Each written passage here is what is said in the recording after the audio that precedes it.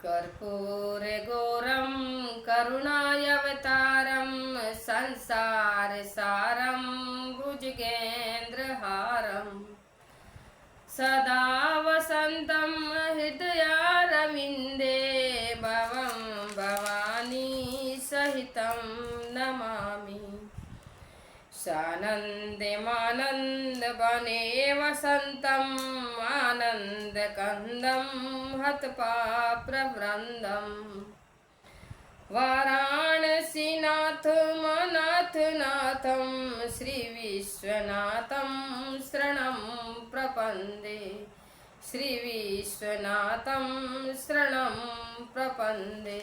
गुरुर्ब्रह्मा गुरुर्विष्णु गुरुर्देव महेश गुरु साक्षात् परब्रह्म तस्मै श्री गुरुवे नमः। तुम्ही हो माता पिता तुम्ही हो बंधु सखा तुम्ही हो विद्या द्रविणम तुम्ही हो शरमं मम देव देवा तुम्ही हो शरमं मम देव देवा। करुणावरणा के परम पिता परमात्मा के श्री चरणों में बारंबार प्रणाम करते हुए मम इष्ट देव श्री रामदास जी महाराज, श्री दयालुदास जी महाराज, श्री राघुदास जी महाराज जी के श्री चरणों में बारंबार कोटि कोटि प्रणाम करती हूँ। श्री राम धाम खेड़ापा के श्री चरणों में बारंबार कोटि कोटि प्रणाम करती हूँ। श्री राम गुरुदेव जी महाराज के श्री चरणों में बारंबार कोटि कोटि प्रणाम करती हूँ। श्रीमद् भगवत गीता जी के श्री चरणों में बारंबार प्रणाम करती हूँ। श्रीमद् भगवत गीता के 10वें अध्याय का माध्यम सुनिए, आप ध्यान पूर्वक और बड़े शांति से सुनिए, क्योंकि गीता जी के अध्याय का जितने शांति से आप सुनोगे उतना ही आप गहराई में उतरोगे और इतना ही आपको आनंद आएगा। और जिसको गीता जी श्रीमद् गीता जी के श्री चरणों में प्रेम हो जाए उसका तो कहना ही क्या है। तो आइए आप और हम गीता जी के अध्याय सुनिए, आप शांति पूर्वक सुनिए और आप भी अपने घर में गीता जी का पाठ जरूर कीजिए, क्योंकि जिसके घर में गीता जी श्री गीता जी का विराजमान होता है उसके घर में कभी भूत प्रेत आत्मा नहीं विराजते हैं और बाहर से ही नमन करके चले जाते हैं। क्योंकि भगवान ने कृष्ण भगवान की स्वयं कहा है कि हे अर्जुन, जो मेरी गीता जी जिस प्राणी के घर में रहते हैं उस घर में कभी पापात्मा नहीं आते हैं और कभी भूत प्रेत नहीं आते हैं। तो आइए गीता जी के अध्याय आप ही सुनिए और मेरे को भी आपके लाभ मिलता है। तो भगवान शिव कहते हैं कि अब हे सुंदरी, अब तुम 10वें अध्याय के महात्म की परम पावन कथा सुनो, जो स्वर्ग रूपी दुर्गम में जाने के लिए एक सुंदर सोपान और प्रभाव की चरम सीमा है। काशीपुरी में धीर बुद्धि नाम से विख्यात एक ब्राह्मण था जो मुझ में प्रिय नंदी के समान भक्ति रखता था। वह पावन कीर्ति के अर्जन में तत्पर रहने वाला, शांत चित्त और हिंसा कठोरता एवं दूसरा हस से दूर रहने वाला था। जितेंद्रिय होने के कारण वह निवृत्ति मार्ग में ही स्थित रहता था। उसने वेद रूपी समुद्र का पार पा लिया था। वह संपूर्ण शास्त्रों के तात्पर्य का ज्ञान ज्ञाता था। उसका चित्त सदा मेरे ध्यान में ही संलग्न रहता था। वह मन को अंतरात्मा में लगाकर सदा आत्म तत्व का साक्षात्कार किया करता था। अंत वह जब चलने लगता तब मैं प्रेमवश उसके पीछे पीछे दौड़ दौड़ कर उससे हाथ का सहारा देता था। यह देख मेरे पार्षद भृंडी ऋषि ने पूछा, हे भगवान, आप किस प्रकार भला किसने आपका दर्शन किया होगा? इस महात्मा ने कौन सा तप और होम तत्व जप किया है कि स्वयं आप ही पद पद पर इसे हाथ का सहारा देते चलते हो? तो भृंगिरिटी का यह प्रश्न सुनकर मैंने इसी प्रकार उत्तर देना आरंभ किया कि एक समय की बात है कि कैलाश पर्वत के पार्श्व भाग में पुन्नाग वन के भीतर चंद्रमा की अमृतमय किरणों से धुली हुई भूमि में एक वेदी का आश्रय लेकर मैं बैठा हुआ था। मेरे बैठने के क्षण भर बाद ही सहसा बड़े जोर की आंधी उठी। वहां के वृक्ष की शाखाएं नीचे ऊपर होकर आपस में टकराने लगी। कितनी ही टहनियां टूट टूट कर बिखर गई। पर्वत की अविचल छाया भी हिलने लगी। इसी के बाद वहां महान भयंकर शब्द प्रकट हुआ, जिससे पर्वत की कंदराएं प्रतिध्वनित हो उठी। तदनंतर आकाश से कोई विशाल पक्षी उतरा, जिसकी कांति काले मेघ के समान थी। वह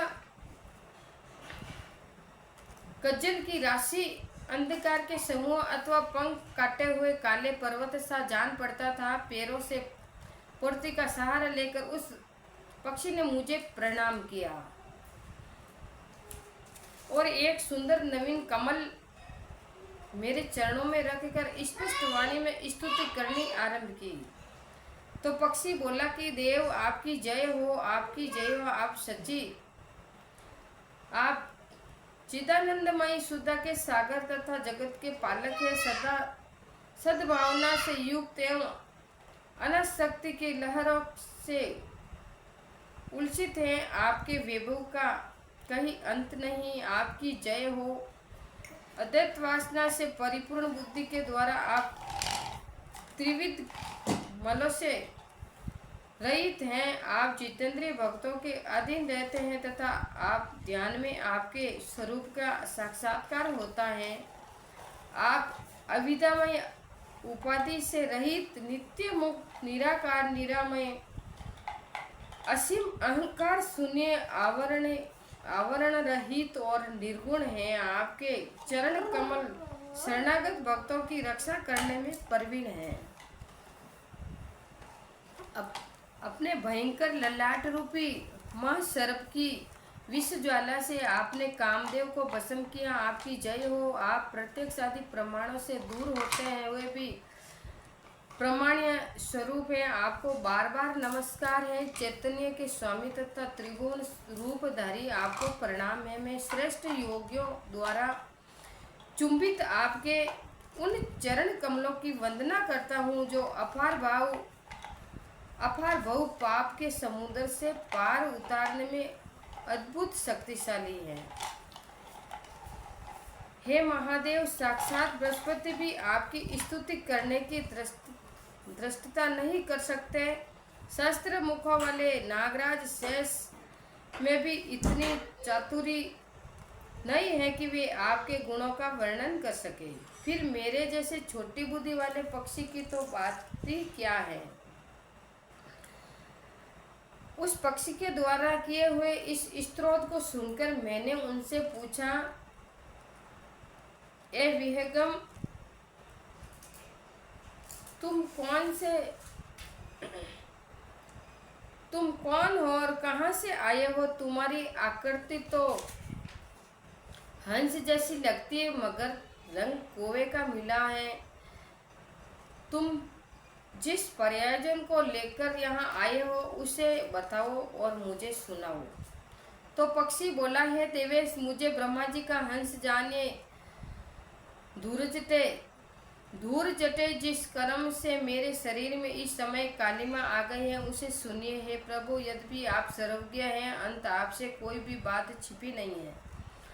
तथापि यदि आप पूछते हैं तो बतलाता हूँ कि सौराष्ट्र सूरत नगर के पास एक सुंदर सरोवर है, जिसमें कमल लहलहाते रहते हैं। उसी में से लल्ला बाल चंद्रमा के टुकड़े जैसे श्वेत मृणालों के ग्रास लेकर मैं बड़ी तीव्र गति से आकाश में उड़ रहा था। उड़ते उड़ते सहसा वहां से पृथ्वी पर गिर पड़ा। जब होश में आया और अपने गिरने का कोई कारण न देख सका तो मैंने मन ही मन सोचने लगा, मैं, अहो, यह मुझ पर क्या आ पड़ा। आज मेरा पतन कैसे हो गया है। पके हुए कपूर के समान मेरे श्वेत शरीर में यह कलिमा कैसे आ गई। इसी प्रकार विस्मित होकर मैं अभी विचार ही कर रहा था कि उस पोखरे के कमलों में से मुझे ऐसी वाणी सुनाई दी कि हंस उठो, मैं तुम्हारे गिरने और काले होने का कारण बताती हूँ। तब मैं उठकर सरोवर के बीच में गया और वहाँ 5 कमलों से युक्त एक सुंदर कमल नयनी को देखा। उसको मैंने प्रणाम करके मैंने प्रदक्षिणा की और अपने पतन का कारण पूछा, सारा कारण पूछा। तो कमलिनी बोली, कल हंस तुम आकाश मार्ग से मुझे लांग कर गए हो, उसी पातन के परिणाम बस तुम्हें पृथ्वी पर गिरना पड़ा तथा उसी के कारण तुम्हारे शरीर में कालिमा दिखाई देती है। तुम्हें गिरा देख मेरे हृदय में दया भर आई और जब मैं इस मध्यम कमल के द्वारा बोलने लगी उस समय मेरे मुख से निकली हुई सुगंध को सूंघ कर 60,000 भंवरे स्वर्ग लोक को प्राप्त हो गए। हे पक्षीराज, जिस कारण मुझ में इतना वैभव ऐसा प्रभाव आया उसे बतलाती हूँ, आप ध्यान पूर्वक सुनो। इस जन्म से पहले तीसरे जन्म में मैं इसी पृथ्वी पर एक ब्राह्मण की कन्या रूप में उत्पन्न हुई थी। उस समय मेरा नाम सरोज वदना था। मैं गुरुजनों की सेवा करती हुई सदा एकमात्र पतिव्रत के पालन में तत्पर रहती थी। एक दिन की बात है, मैं एक मौन मैना को पढ़ा रही थी। इसी से पति सेवा में कुछ विलम्ब हो गया। इसी से पति देवता कुपित हो गए और उन्होंने श्राप दे दिया मुझे कि पापिनी तुम मैना हो जा। मरने के बाद यद्यपि मैं मैना ही हुई, तथापि पतिव्रत के प्रसाद से मुनियों के ही घर में मुझे आश्रय मिला। किसी मुनि कन्या ने मेरा पालन पोषण किया। मैं जिनके घर में थी वे ब्राह्मण प्रतिदिन प्राप्त काल विभूति योग नाम से प्रसिद्ध गीता के 10वें अध्याय का पाठ करते थे और मैं उस पापाहारी अध्याय को सुना करती थी। विहंगम काल आने पर मैं मैना का शरीर छोड़कर 10वें अध्याय के माध्यम से स्वर्गलोक की अप्सरा बन गई। मेरा नाम पद्मावती हुआ और मैं इस पद्मा की प्यारी सखी हो गई। एक दिन मैं विमान से आकाश में विचर रही थी। उस समय सुंदर कमलों से सुशोभित इस रमणीय सरोवर पर मेरी दृष्टि पड़ी और इसी में उतरकर ज्यों ही मैंने जल क्रीड़ा आरंभ की, त्यों ही दुर्वासा मुनि आ धमके। उन्होंने वस्त्रहीन अवस्था में मुझे देख लिया। उनके भय से मैंने स्वयं ही एक कमल नयनी का रूप धारण कर लिया। मेरे दोनों पैर 2 कमल हुए, दोनों हाथ भी 2 कमल हो गए और शेष अंगों के साथ मेरा मुख भी एक कमल हुआ। इसी प्रकार में 5 कमलों से युक्त हुई मुनिवर दुर्वासा ने मुझे देख लिया। उनके नेत्र क्रोधाग्नि से जल रहे थे। ये बोले कि पापिनी तू इस रूप में 100 वर्षों तक पड़ी रह। यह श्राप देकर वे क्षण भर में अंतर्ध्यान हो गए। कमलिनी होने पर भी मैं विभूति योगाध्याय के माध्यम से मेरी वाणी लुप्त नहीं हुई। मुझे लांघने मात्र से अपराध से तुम पृथ्वी पर गिरे हो। हे पक्षीराज, यहाँ खड़े हुए तुम्हारे सामने ही आज मेरी श्राप की निवृत्ति हो रही है, क्योंकि आज 100 वर्ष पूरे हो गए हैं। मेरे द्वारा गाए जाते हुए उस उत्तम अध्याय को तुम भी सुन लो। उसके क्षण मात्र से तुम भी आज ही मुक्त हो जाओगे। यो कहकर पद्मिनी ने स्पष्ट एवं सुंदर वाणी में 10वें अध्याय का पाठ किया और वह मुक्त हो गई। उसे सुनने के बाद उसी के दिए हुए इस उत्तम कमल को लाकर मैंने आपको अर्पण किया। इतनी कथा सुनाकर उस पक्षी ने अपना शरीर त्याग दिया। वह एक अद्भुत सी घटना हुई, मैं आपको सुनाता हूँ। वही पक्षी अब 10वें अध्याय के प्रभाव से ब्राह्मण कुल में उत्पन्न हुआ है। जन्म से ही अभ्यास होने के कारण वे शेष वास्तव से ही इसी के मुख से सदा गीता के 10वें अध्याय का उच्चारण हुआ करता है। 10वें अध्याय के अर्थ चिंतन का यह परिणाम हुआ है कि यह सब भूतों में स्थित शंख चक्रधारी भगवान विष्णु का सदा ही दर्शन करता रहता है।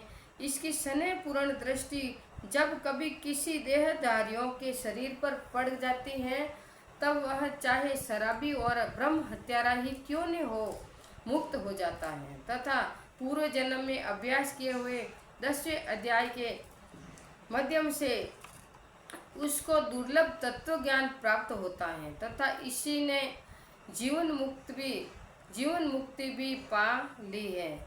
अंत जब वह रास्ता चलने लगता है तो मैं इसे हाथ का सहारा दिए रहता हूँ।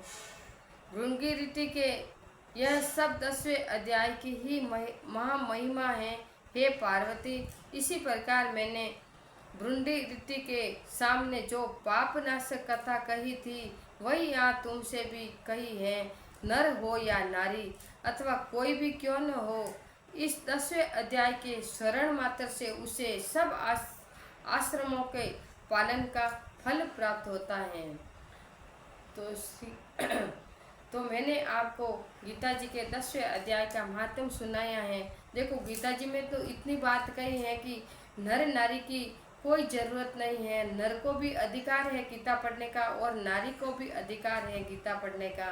तो हम और आप सब गीता पढ़ सकते हैं और आप अपने घर में गीता जी का पाठ जरूर कीजिए और ज़रूर पाठ